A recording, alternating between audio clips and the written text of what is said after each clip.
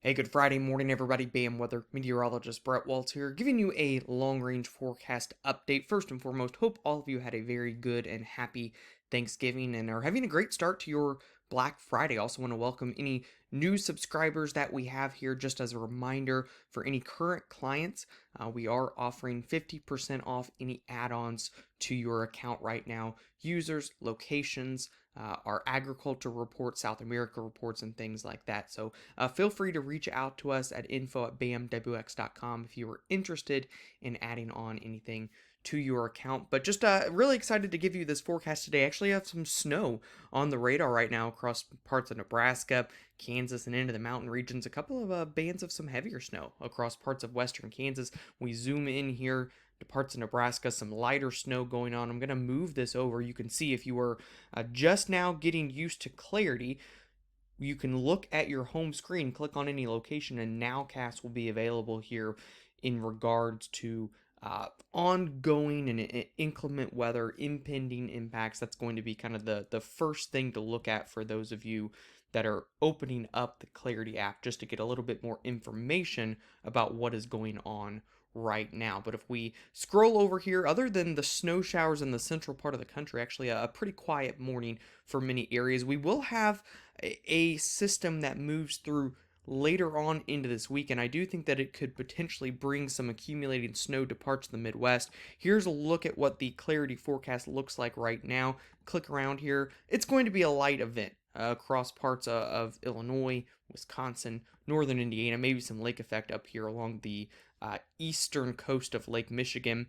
Some of the latest model data coming in a little bit more aggressive further south, a little bit colder along I-70 here in the Ohio Valley. Something to keep an eye on. Again, more details in your local video forecast updates on the Clarity platform. For the rest of the video, I'm going to focus in on the extended range pattern. I'm going to really talk about what we are going to expect as we work throughout the month of December. We only have a week left of November, and so all eyes are on how things are going to progress into really the first month of winter and a strong cold front that we're going to be dealing with to close out November. We can see this here, just a very strong area of cold air developing along the East Coast. And what this is actually going to do is going to impact the pattern down the road, because what ends up happening is, because of how strong this system is, you actually build higher pressure into Greenland. And what that can lead to is some cooler air getting stuck here across the southern tier of the United States in the extended range. Now, if you look at the Pacific pattern, guys, you have a strong, what we call a strong trough, a strong area of cold air near Alaska. If you're familiar with our long range videos, I talk about this all the time. Normally, when it gets cold in Alaska, it gets warm in the US. You get a mild flow of Pacific air into the United States. However, when you get this high pressure and this warmth near Greenland, you can get sneaky storms to develop across the southern tier of the US and up the East Coast that can tap into any cold air that is there. And it can be an overall mild pattern, and you can still get winter storms with it. And so I want to watch. We've got a system that we're targeting around the 7th or the 8th of the month. We need to keep an eye on this time frame very carefully, because if we could get a low pressure system to kind of develop down here, even amid a more mild pattern, you can get some kind of wintry weather to the north of it and then up the East Coast, Ohio Valley, Mid-Atlantic, and up into the interior northeast portion of the country. It's all about where the low pressure system develops. If it develops more in the Carolinas, it'll be more of an East Coast storm. If it could develop in the western Tennessee Valley, it could be further west into the Ohio Valley. It's a time frame that we need to watch, but if you look at the temperatures, you look at the actual temperature anomalies, it's going to be mild as we work into the first part of December. It's been our forecast for a very long time. But because of the high pressure near Greenland and more seasonable conditions on the southeast and the east coast, you can get storm systems that can produce winter storms. Something to keep an eye on. But if you're looking for cold, guys, I just don't have that in the forecast right now. There's just not a good source of cold air in the pattern as we start out the month of December. Because of all of the cold air near Alaska and all of the different members, there are about 80 different weather models that go into the American ensemble and the European ensemble models. All kinds of different mathematical solutions that spit out these outcomes. And almost all of them right now are forecasting a very warm start to December. And so if we look, that was the American ensemble data. Here's a look at the European ensemble data. Again, some of them trying to suggest slightly cooler, more seasonable on the East Coast, but overall, pretty good agreement on a warmer pattern ahead. And the reason for this, guys, there is a reason for it. It's related to what we call the MJO. And the MJO is just simply put thunderstorm activity along the equator. And that thunderstorm activity along the equator impacts the jet stream, and it impacts our pattern in the United States. And again, if you're new, this is your first video that you're watching here, we talk about the MJO and that thunderstorm activity along the equator a lot because it's one of the top drivers for the United States pattern. And what we're seeing right now as we work into the first part of December is we're moving the thunderstorm activity. This line here is basically the forecast for each day of the month. So the 28th of November, we go into December here. Basically, it's forecasting the thunderstorm activity to go into the maritime continent, Indonesia, the Indian Ocean. Why is that important? Well, it's important because if you look at when that has happened historically, if you look at those phases historically, that's phases 3, 4, 5, and 6, warm, warm, warm, and warm. And so the reason that the pattern is going to be mild into the first part of December is because of these MJO phases. Now again, just because it's warm doesn't mean you can't get snow. In fact, one of the more recent snowier Decembers, 2012, was a very warm month overall. So you can still get snow in a warm pattern if you set things up right with that high pressure over Greenland. But I don't see a lot of cold in the forecast ahead. And I think that this probably lingers all the way into the second week of the month at least. You look at the GEFS forecast out through what I call the week 3 time frame, out through December 14th. It's a mild pattern across the central and eastern part of the country. However,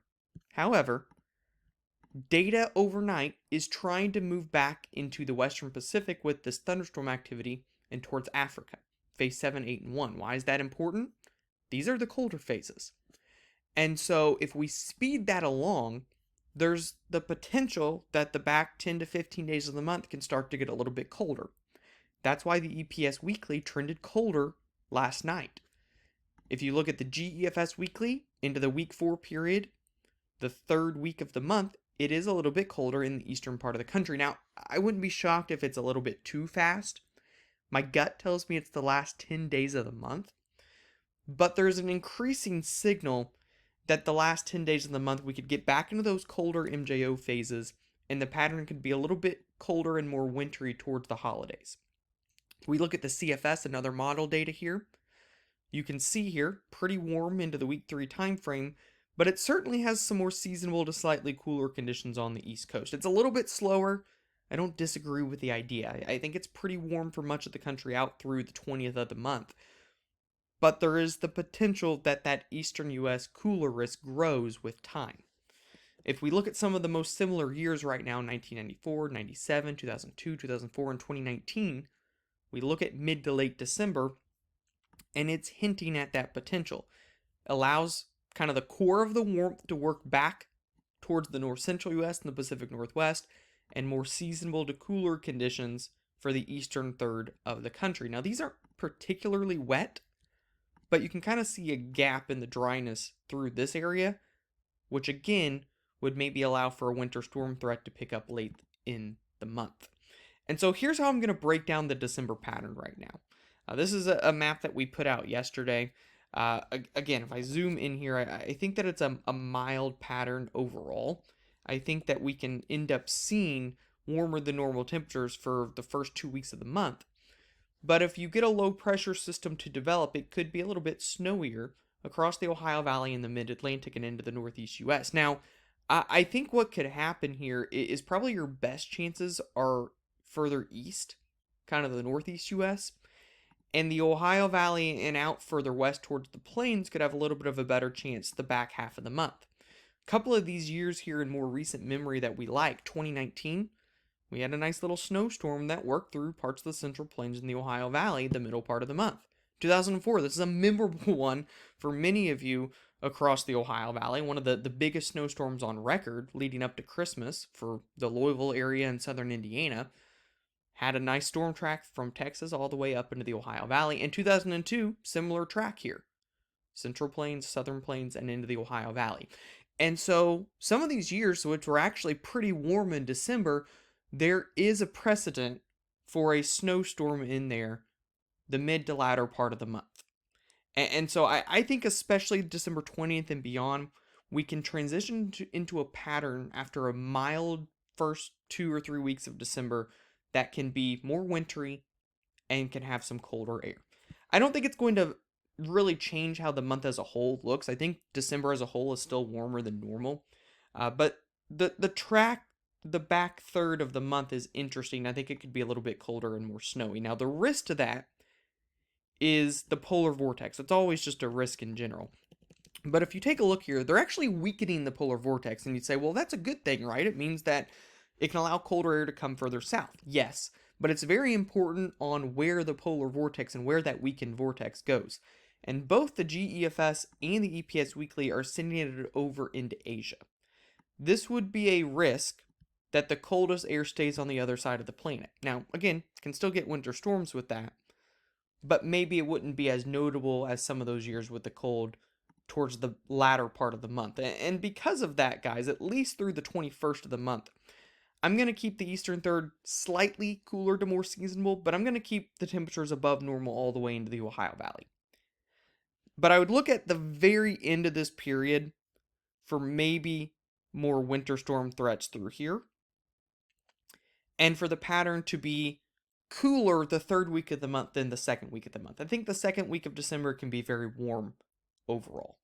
Now, in terms of precipitation here, guys, I do think it's a drier than normal pattern, especially again, probably the second to third week of the month.